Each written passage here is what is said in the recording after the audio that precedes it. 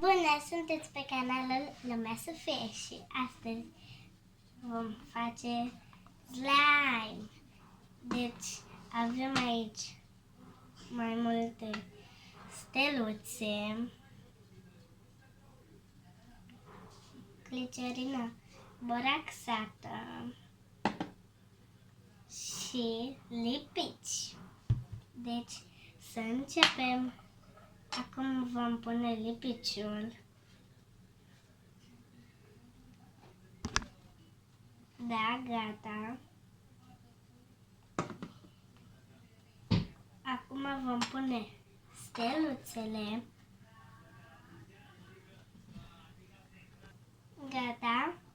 Și acum le amestecăm. Gata, am amestecat.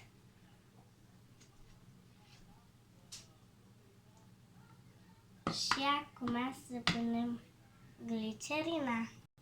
Da, cam așa arată. Da. Punem puțină și îl vom amesteca. Și acum voi pune și spumă de ras. Am amestecat și cred că e momentul să-l iau în mâini.